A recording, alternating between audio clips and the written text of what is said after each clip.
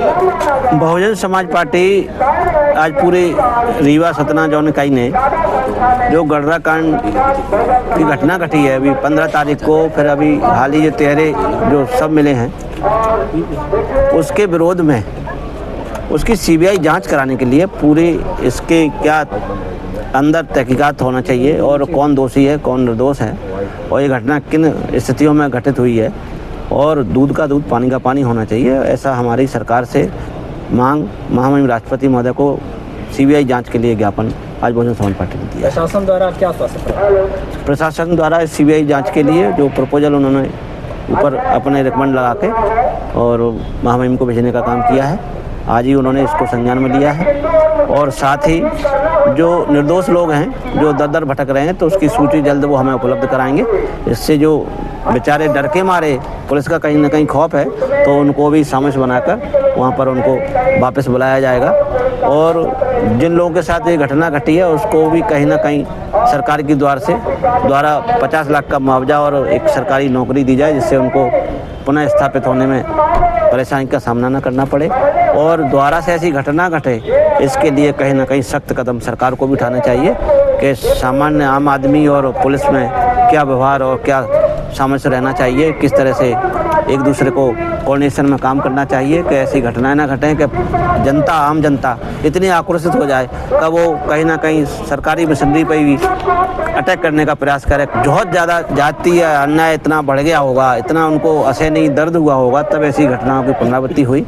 इसके लिए कहीं ना कहीं कौन दोषी है इसकी निष्पक्ष जांच के लिए बहुजन समाज पार्टी ने सीबीआई जांच की आज मांग की है। धारा 163 लगी हुई है, इसके बाद भी इस तरीके की घटना घट जाना, इसमें आप किसको दोषी मानते हैं? इसमें कहीं ना कहीं सबसे पहले पुलिस का ही संदेह जाता है कि भाई आपकी धारा 163 लगी है, 144 भी लगी है और वो लोग इतने दिनों से वहाँ पे आप कह रहे हैं कि पुरानी डेड बॉडी टंगी हुई है तो किन परिस्थितियों में कैसे टंगी होगी, क्यों किया उन्होंने ऐसा, तो ये जांच का उन्होंने विषय तो बताया है पर कहीं ना कहीं इसमें दोषी कौन है तो इसके लिए बिल्कुल बारीकी से जांच होगी और यहाँ की जो घटना घटी है उसमें एक पुलिस का भी जवान शहीद हुआ है तो उनको भी कहीं ना कहीं पक्ष का और विपक्ष का भी सामना करना पड़ा है तो उसके प्रति सिंपैथी के तौर पर भी आप किसी के साथ न्याय और किसी के साथ अन्याय भी कर सकते हैं। तो इसके लिए निष्पक्ष जांच पर सीबीआई की होगी तो दूध का दूध पानी का पानी होगा और पता लग जाएगा कौन इसमें दोषी है कौन इसमें निर्दोष है। 200 लोग लापता हैं। हाँ बिल्कुल है, ज़्यादा है। प्रशासन से कोई मांग की? बिल्कुल मांग की है कि ये लापता है, इनकी बाकायदा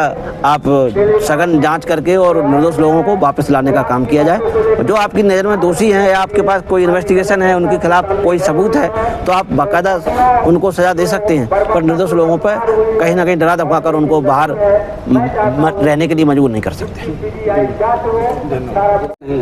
घटना के समय से लेकर कई बार आप गडरा गई हैं, अभी तक आपके सामने से कौन सा दृश्य सामने निकल कर आया है जहाँ प्रशासनिक लापरवाही आपको प्रदर्शित हो रही है? मैं तो आए दिन गडरा गांव में जाती रहती हूँ क्योंकि हमारा जिला पंचायत क्षेत्र भी है। वहाँ पर सबसे पहले तो मैं ये कहूँगी कि जो खासकर निर्दोष हैं, महिलाएं जो निर्दोष हैं, जिनको ये पुलिस प्रशासन इतना प्रताड़ना कर दी है कि उनके गुप्त अंग तक में इतना चोट मारे है, चोट लगी हुई आज भी लगी हुई, महिलाएं आए भी हैं और मैंने ये देखा है कि ये प्रशासन की इतनी बड़ी लापरवाही है कि जो आज परसों नरसों जो घटना हुई है इसमें कहीं न कहीं उनके घर से बाउंड्री से वहाँ पर वो बना हुआ है, वहाँ पर इन लोगों ने पुलिस प्रशासन या तो मार के टंगा दी है या तो आत्महत्या, कि मैं तो नहीं कह सकती, तो पुलिस प्रशासन बताएगी। मैं तो सीबीआई जांच की मैं मांग कर रही हूँ, लेकिन सामने से दरवाजा बंद था, अंदर वाला दरवाजा खुला हुआ था कि नहीं खुला हुआ था, मैं थोड़ी लेट पहुंची थी, लेकिन ये पुलिस प्रशासन न उनके परिजन को जाने दिया है न किसी मीडिया वाले को जाने दिए कि वहाँ पर जाकर के फोटो खींच ले या तो ये सत्य साबित हो जाए कि वो मतलब कि फांसी लगा के खत्म हुए हैं कि आत्महत्या किए हैं। विगत 15 दिनों से भारी पुलिस पर तैनात 163 धारा लगी हुई है और इसके बाद भी इस तरह की घटनाएं हो रही हैं, क्या संदेश जा रहा है इसमें? नहीं, इसमें संदेश ये है कि ये सरकार भी इस तरह की है, यहाँ का शासन प्रशासन इतना ढीला ढाला है कि आए दिन आप देख रहे हैं कि 15 दिन से इनकी पुलिस छावनी लगी हुई है, मतलब SC ST OBC upper caste की भी मृत्यु हुई है, पुलिस प्रशासन की भी मृत्यु हुई है एक SI की। तो कहीं न कहीं पुलिस प्रशासन की लापरवाही होने के कारण ये घटनाएं आए दिन हो रही है। मुझे देखने के लिए पूरे मतलब कि सोशल मीडिया में भी आ रहा है कि कहीं न कहीं इनकी सामंतशाही सही चल रही है। ये लुंज पुंज होने के कारण, इनकी प्रशासन सही नहीं होने के कारण घटनाएं हो रही हैं। आपके कार्यकर्ताओं के द्वारा स्थानीय विधायक का विरोध किया जा रहा है, क्या कारण है? नहीं, मैं खुद ही विरोध करती हूँ ना। स्थानीय विधायक अगर सही होते, हमारी पार्टी के बहन जी अगर सरकार से बहन जी की थी तो ऐसे गुंडा माफिया जेल में हुआ करते थे। तो ये विधायक नहीं है, ये तो मदारी है। आपने देखा है, इनको तो बस लिबास बदलने का। ये तो मैंने पिछली बार मैंने कहा था कि ये चले जाएं किसी कहीं हरिद्वार कहीं चले जाएं, वहाँ राम राम के माला जप पे, यहाँ छोड़ दें राजनीति करना। मासूम जान जा रही है, कोई बेघर हो रहा है, आए दिन बलात्कार हो रहा है इसी मऊगंज जिले में। महिलाएं मतलब कि बेखौफ घूम नहीं सकती हैं। बच्चियां हमारी घर लौटेंगे कि नहीं लौटेंगे, ये तो विधायक मतलब कि मदारी हो गए हैं। मदारी एसडीओपी को हटाने की मांग उठ रही है, वो तो हट गई। आप लोग पार्टी के लोग प्रशासन को हटाने की, कर्मचारियों को हटाने की बात है। देखिए, ग्राम गढ़रा में जिस प्रकार की मानवता को शर्मसार करने वाली घटना हुई है, उससे सिर्फ मऊगंज नहीं बल्कि मध्य प्रदेश में काफ़ी लोग दुखी हैं इस घटना को देख करके। और इस हम लोगों ने ये मांग की है कि जिस प्रकार से पुलिस ने बर्बरतापूर्वक निर्दोषों पे लठ बरसाए हैं, उन पे बेरहमी से उनकी मार पिटाई की है। आज भय का वातावरण है, लोग गांव छोड़ के भाग गए हैं। पुलिस की ये जिम्मेदारी है कि जो निर्दोष हैं उनको पुनर्वास करके उनको पुनः बुलाया जाए, उनको सम्मान सहित वहाँ पर और बिना भय के उनको रहने के लिए व्यवस्थाएं करें। इसके साथ ही जिन लोगों ने जो दोषी लोग हैं उन पर सख्त कार्रवाई करें।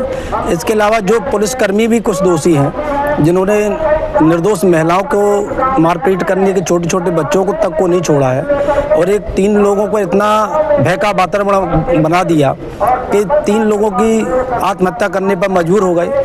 निश्चित तौर से ये पुलिस इसमें संदेह के घेरे में है। हम मांग करने आए हैं कि उनको न्याय दिया जाए और अगर इस प्रकार की अगर न्याय नहीं मिला तो फिर बहुजन समाज पार्टी आज तो सिर्फ सांकेतिक प्रदर्शन किया है।